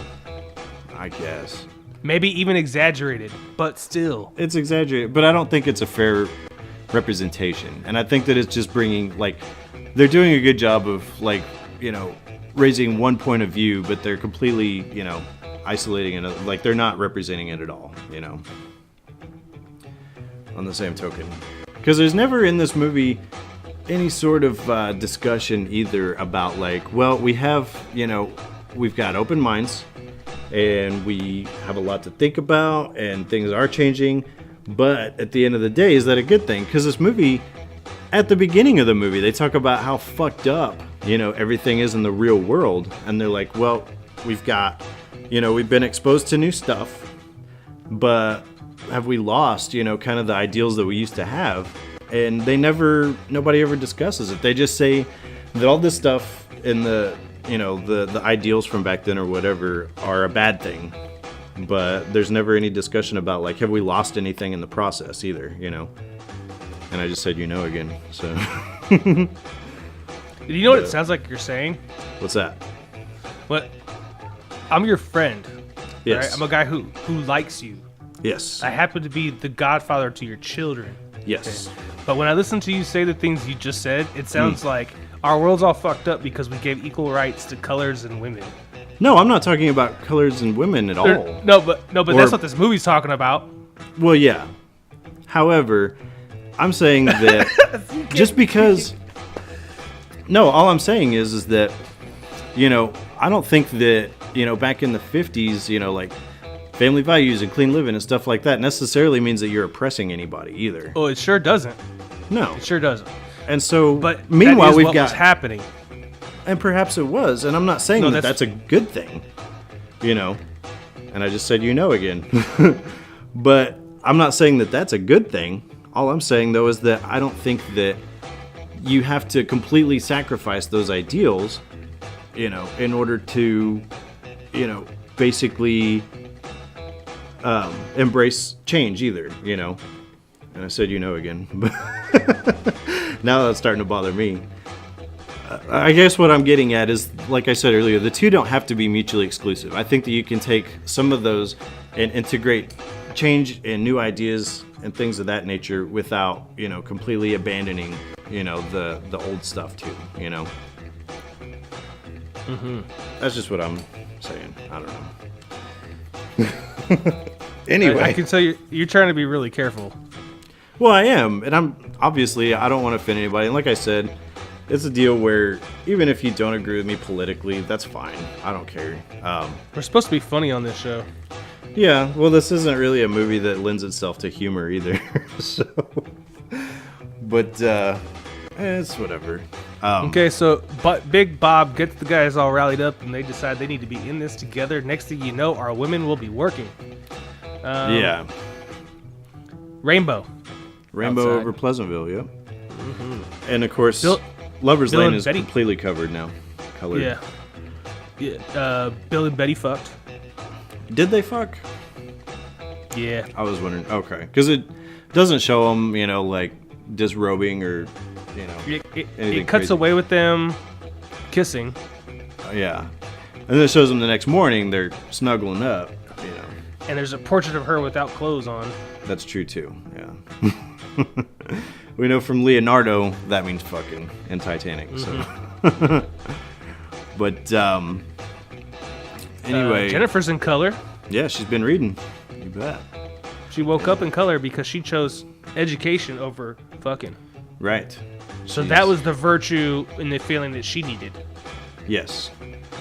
So from what I can tell, is this whole movie is kind of like you obtain color whenever you go against your general. You kind of expand your horizons a little bit. Yeah, and be Said yourself. again. Yeah.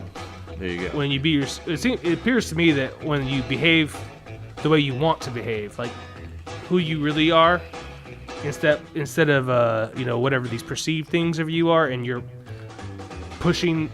So if someone thinks I suck at basketball. Okay, I do suck at basketball. Yes. Yeah. But if I was gonna be myself, and I love to play regardless of the fact that I sucked at it, then I would get my color. Yeah. Just go out there and practice your ass off. And, Yeah. Regardless if I was any good or not, I was doing what I enjoyed doing, and you get your color. So for me, if the movie was showing us like become yourself, and then you get your color, and I think it's really epitomized in the end. But so Yeah. Jennifer gets her color. Right. So is Margaret, but not David. David is not. No. We see the milkman. Why that stopped being a thing, I have no idea. I could see the milkman being a really handy sort of thing, but whatever. Well, the milkman went away when expiration dates for milk got Were longer lengthened. Yeah, I can see that too. due to the pasteurization process and all that good stuff. Louis Pasteur fucked it up for everybody. So Pretty much. thanks a lot, Dick. Thanks for my psoriasis. Yeah, I didn't even have to go to the store, but whatever. There's a town meeting at 8 o'clock, which is pretty cool, I guess. Not really. Yeah, Betty Yeah. doesn't want to go. She doesn't want to put on makeup and cover up all her color. No. And that's when George gets pissed and starts handing out mandates. He's He like, sure does. you're going to put on makeup. You're going to the meeting. You're going to have my dinner ready every night when I get home from work. You're going to do this, whatever.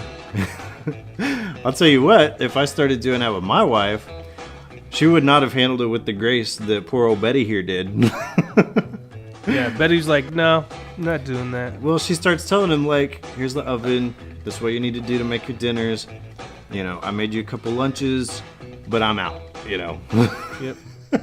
My wife would have been like, you can go fuck yourself and make your own damn dinner and have fun playing with yourself too, because ain't nobody else can do it, And So she leaves George. right. This is when Whitey pulls up to David and Margaret kissing. Oh yeah, he gets her an umbrella for the rain. Yeah. Yeah. He got it from a prop at the school play. Mm-hmm. But Whitey pulls up and calls Margaret a colored girlfriend. Yeah. Not cool, man. No. Not cool at all. So he's running his fucking mouth. Meanwhile, the old white folks in town are all upset about the colorization. And then at the soda shop, Betty arrives with a bag that she has packed to hang out with Mr. Johnson. Yeah. And that's when we see the next morning there's that naked painting of Betty in the soda shop window. And of course it starts, attracting the attention of everybody in town. So, Well, in anyway. the town meeting, they come up with these mandates or whatever. Well, that's after this. no, we haven't yeah. done. Yeah, we haven't got there yet. Yeah. But they do talk about separating the colored stuff from other stuff. From the monochrome stuff? Yeah. Yeah, separating what's different is what they say, I believe. So they're talking about segregation. So yeah, that is. And they start putting up the signs in the windows, the no coloreds and all this other stuff. Mm-hmm. And that's whenever I was, last week I was talking to your sister-in-law Michelle about Pleasantville, and because it'd been a while since I'd seen it, and I was like, I'm not a big fan. And she was like, well, it's just a movie about not being racist. And to me, I think that there obviously is some of that in here, but there's a lot more going on here than just a racial stuff, parable too, But of course, think this movie's just a history story. It could very well be, yeah. I could see that. I don't think this is commenting on today. I mean, this was made in '98. Yeah. I think it's commenting on what our past was. Yeah. I will admit it's a real generalization. It's not going into fine detail, not looking at things from both sides. It's not doing any of that shit. I get your points. Right. But I think it's just a general story, a creative way to tell a story. Right. Using broad strokes. And I can see that too. And it is true that whenever there is any sort of societal change, that there's always going to be growing pains, I guess. Yeah, we're going through right now. Yeah, that's true too. So Whitey shows up with his boys, and they start picking on Betty. They're like, "Yo, naked lady," Yeah, rapey Whitey and his boys. Yeah, and that's when David proceeds to kick his ass, and sure enough, his color changes. So instantly. Go David. Yeah.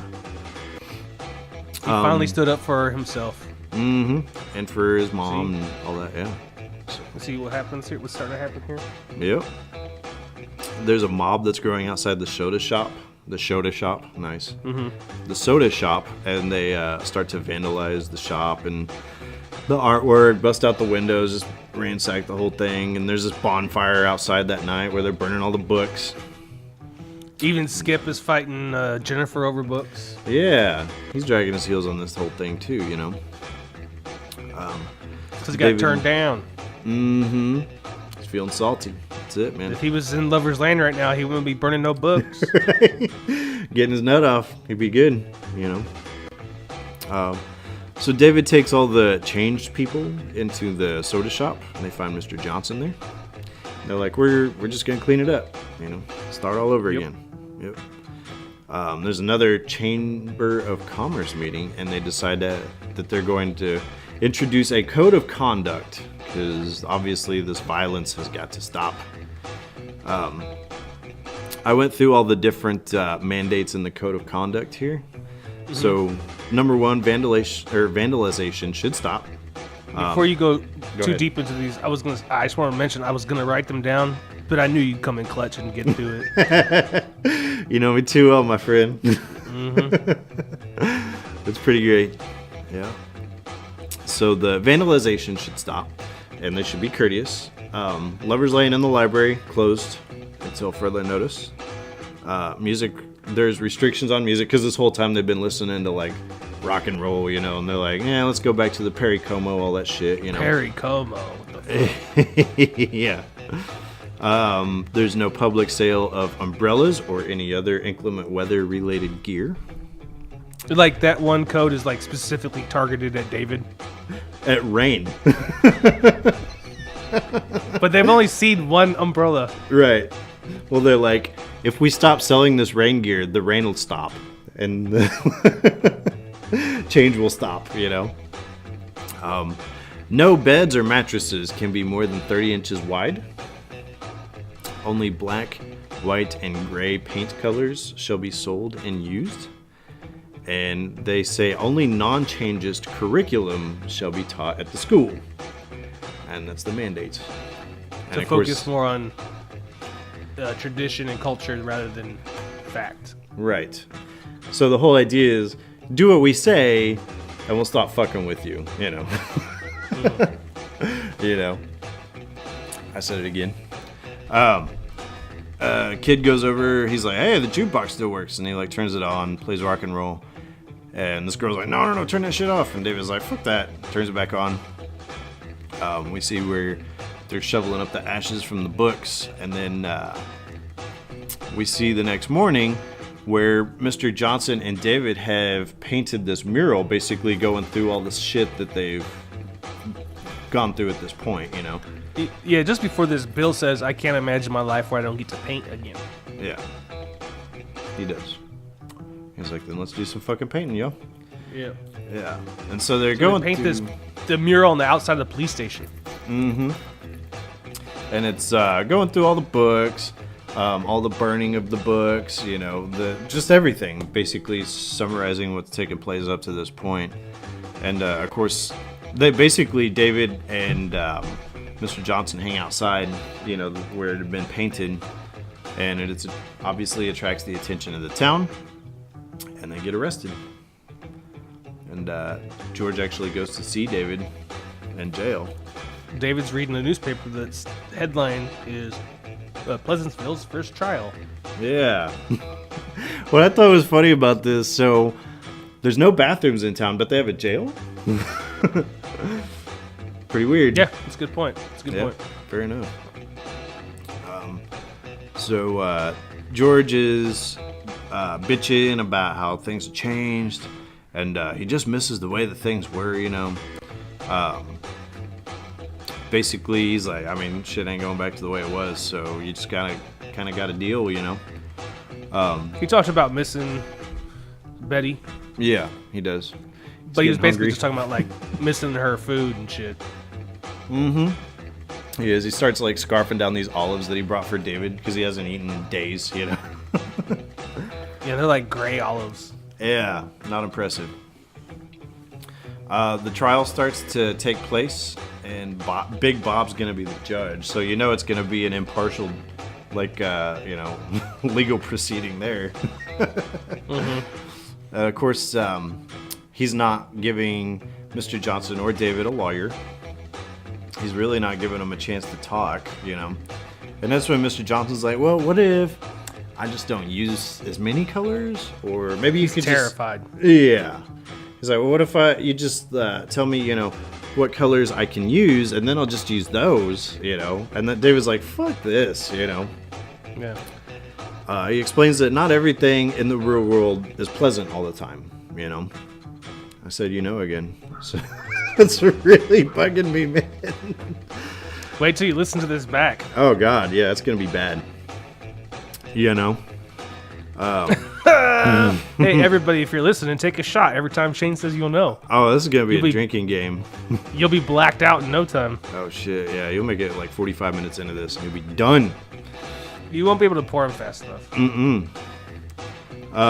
So anyway, that's all good, buddy. I appreciate that.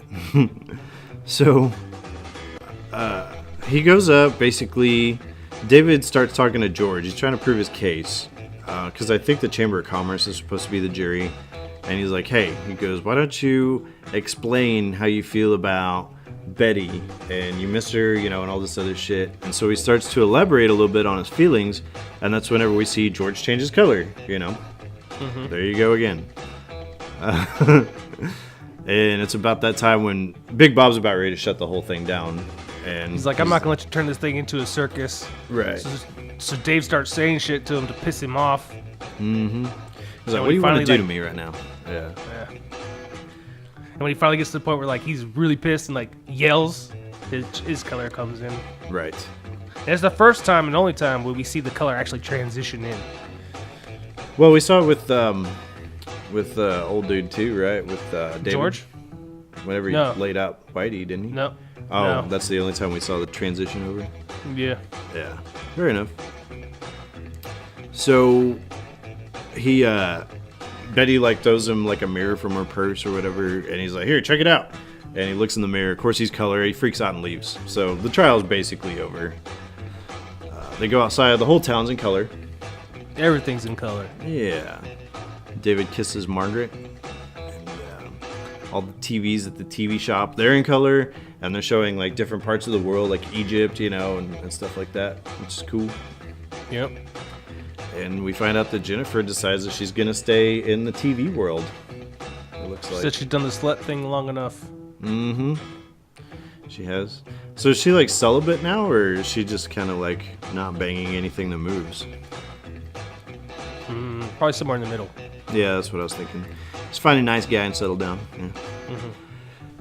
So David says he's going to come back and check on her. We see where a bus enters town for the first time ever. Yeah, there's a 12 miles of Springfield down that way. Yeah. They've been 12 miles away this whole time. Yeah. Yeah. And, Springfield, where the Simpsons take place. Yep. Lots of color there, so that'll be cool. Number one name of a city in the United States. I've been to a couple of Springfields, I think. Missouri, obviously. I think I've been to Illinois, I want to say. But yeah, that's about it. So Jennifer's going to try out college. David's heading back, but Betty packed his lunch. And so sure enough, David flips the switch, goes back home, and he's only been gone like an hour, all told. So pretty crazy. Yep. Yeah, he goes home after the first hour of the marathon's over. And Don Knotts is still sitting outside. He gives a big old smile, man. He's, I guess, happy about it. I don't know. It's kind of weird. Because before he was like, don't change anything. And now that everything's completely different, he's happy about it? Whatever. Yeah, I don't know. His mom is home? She's crying. She didn't leave with the boyfriend. I think that she got the impression that she was a little too old for him, you know? She was like, said that. Yeah. She's like, I thought that dating a younger dude would make me feel young, but it didn't. It just made me feel older. And then she's like, things weren't supposed to be this way. I'm like 40 now. And he's like, they're not supposed to go any certain particular way, you know? Just do the best you can. And so she says, when'd you get so smart? And he's like, I had a good day. So we cut back to Pleasantville one last time. And we see where Betty and George are on a bus bench. Across the Universe is playing in the background, by the way. Yeah. Not the original version, but still a good choice for the song, I think, at the end here. And she's, so basically George is like, so what's going to happen now? And she's like, I don't know. And that's whenever we see where Mr. Johnson's like, I don't know either. And that's the end of the movie, pretty much. Yep. What did you think about that last line of the movie, Mike? What's going to happen next? Yeah. Yeah, I don't know what's going to happen next. I think that's a good last line of a movie. See, I kind of agree, because everything had kind of been pre-planned up until this point. And so then they're like, we can do whatever we want now, you know? Yeah. Pretty much. So, what'd you think of Pleasantville overall there, Mike? I liked it. I mean, it's not going to... It wasn't, like, groundbreaking for me, but you got to remember, I've never seen it before. Right. I thought the acting in it was pretty good. Pretty good, yeah. Like, I know you took what's the word I'm looking for here? Umbrage. Yeah, you weren't very happy with some of the story, but I get it. You know, and it also, I saw it from more of a historical point of view than I think you did. So, Right. And I think they were just. I was just gonna say, seeing it through the guise of it being like a you know, kind of explaining, you know, the history and stuff like that. I think that I actually kind of like that idea more so than I am just getting preached at, you know. So Yeah. But yeah, it's all right. One thing I do like about the movie is that they went through and they picked people to be in the movie that I felt like looked as though they could have been out of the 50s, you know. Like William H. Macy looks like an old TV dad, you know. Joan Allen looks like a TV mom. And Paul Walker, surprisingly, looks like he fit right in there, you know. So I thought it was all right. But If you make anyone black and white, they blend in pretty good. Yeah, they do. Overall, you know, I had some shit to say, but whenever I went back and watched it this time, I actually did appreciate it more than I did the original time I saw it. So, you know, it's whatever. It's the best movie we've watched in a couple weeks. Better than Practical Magic. Oh, yeah. I'll say that for it. So, speaking of what we've watched, what did you watch this week, Mike? Nicole and I started doing our scary movie trail. Oh, yeah. It's good stuff. Well, first we watched the movie, I mistaken for a different movie. We watched a movie called Hotel Artemis. Never seen it. Yeah, it's at Redbox right now. It's not that old. Oh, okay. It's got Jodie Foster in it. Yeah. She's kind of the main character, and it's about a hotel where like criminals can come to get like medical treatment. Okay. It was alright, and then it takes place in the future, so there's some futuristic shit in it. But it was alright, and then we watched the Blair Witch Project. Nicole had never seen it. Oh, really? Yeah, and so we watched it last night. And I forgot that nothing happens in that movie until like the last scene, like the last 2 minutes. I've never actually seen that movie because I heard that basically it's just these guys running around playing laser tag, essentially. Just running around, waving their flashlights around and acting scared, and that's it, you know? Yeah, no, that's it. Like the whole time Nicole's like, is this about to get serious or like what's getting ready to happen? And I'm like, I remember this completely different. Right. Because the last time I saw that movie was in 1999 at the movie theater. Yeah. I'm sure we're going to talk about before. It. So, yeah. I told you the story before where I thought it was real. Yeah. I remember you saying because the opening of the scene says like three documentary makers went into the woods. They disappeared. A year later, we found their footage, and this is it.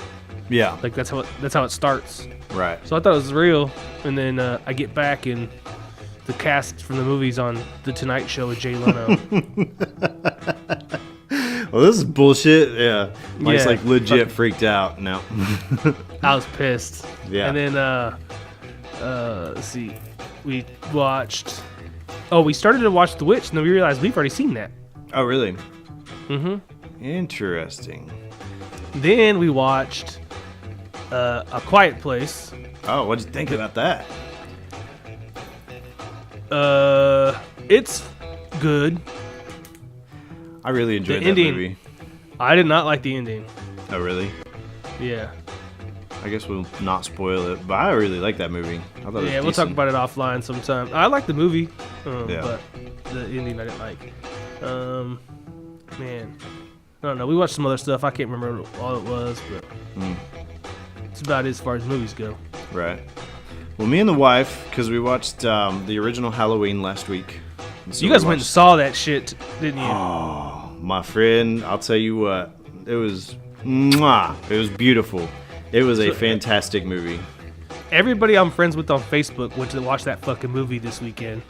Dude, it's so good, bro. Except for really Charlene. good. She's like on a New Kids cruise or some shit. Oh, that's why she hadn't been hitting us up. She must have been there for like a month. No, so we watched Halloween 2, which I really like, even though the new Halloween, it doesn't follow in that same mythology as Halloween 2. So it basically scraps all of the movies, and it just basically is a takeoff of the first Halloween movie, you know? Yeah, it picks up where the first one left off, right? Well, 40 years later, if you call it picking up, yeah. But man, it was so good. So good. I'm not like the biggest Halloween junkie as far as the movie franchise go. I've seen all the movies, but I think that this one might very well be my favorite of the bunch, including the first one, because it was really, really good, man. I watched Halloween 4 this week, and it was decent, you know. It's one of the better non-essential sequels in that series. I watched a crazy movie this week, and I had to find a place online to stream it because it was originally, from my understanding, a made-for-TV movie, but it was called The Incident at Lake County, and it's supposedly like a found footage movie where they're playing it off like it's supposed to be real. It's this family that they...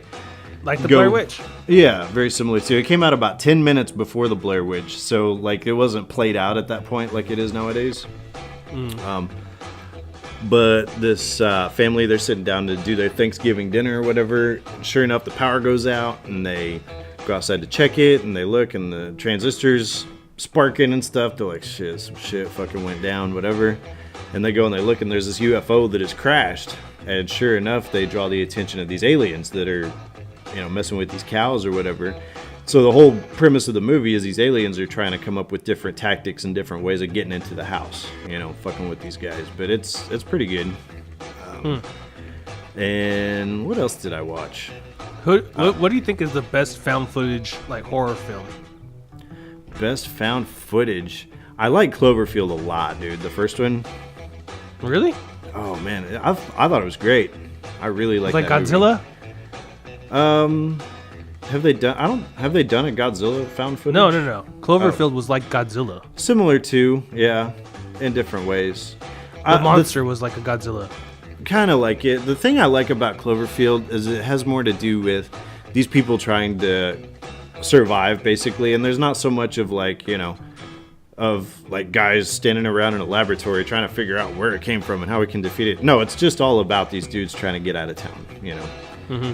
And I said, again, so drink a shot. I like the Paranormal Activity, I think was a good one. See, I remember when that first one came out, everybody was talking about how terrifying it was, and I saw it and I was like, it's whatever. It's alright.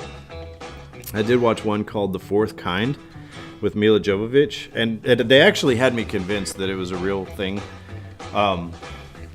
The whole idea of it is that apparently there is this therapist who had gone around and he lived in like Nome, Alaska or some random shit.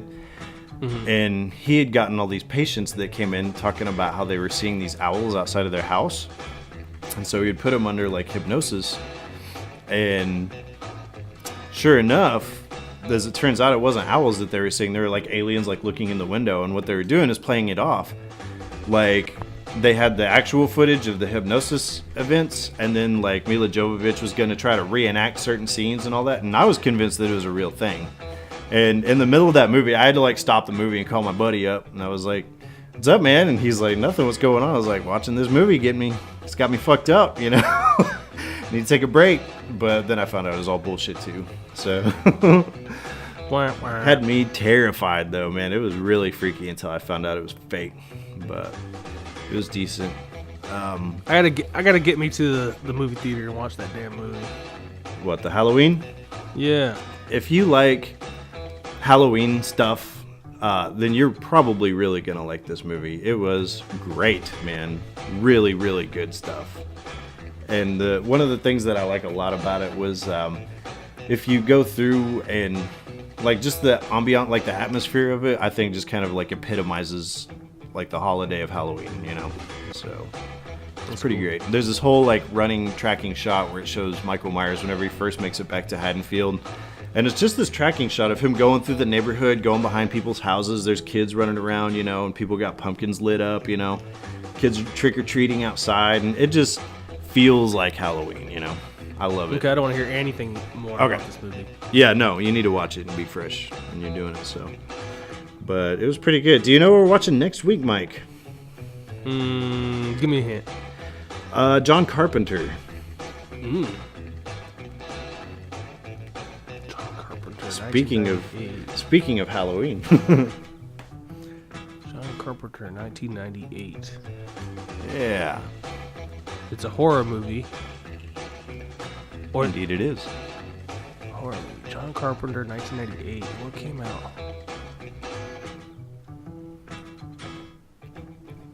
You have no idea. No, give me another hint. That's all I know. I've never seen this one before, actually. Oh, you've never seen the movie? No. Okay. This is after I stopped keeping up with John Carpenter movies. It's John Carpenter's Vampires. Oh, I don't think I've ever seen that. Yeah, no, me neither. I believe that this is the third vampire movie we've discussed now. Or fourth, if we're counting Blade. So, Blade definitely counts. Yeah, so there's that. Wait, so which four have we done? I know Blade. From Dusk Till Interview Dawn. with the Oh, yeah, Dusk Till Dawn, Interview with the Vampire. Didn't we watch a different one, too? Yeah, we did Blade, From Dusk Till Dawn, Interview with the Vampire, and now this one. So that makes 4. Yeah.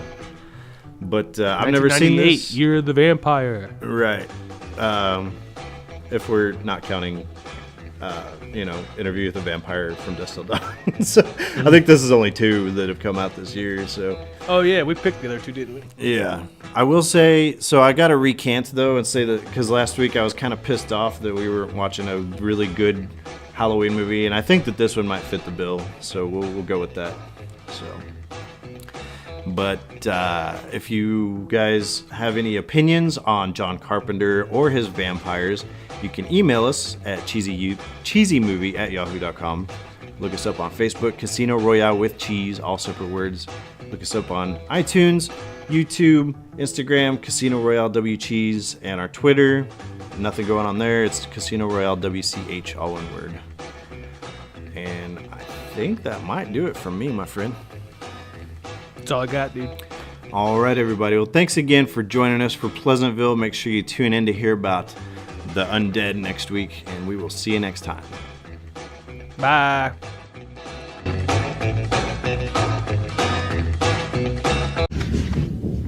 I'll be back.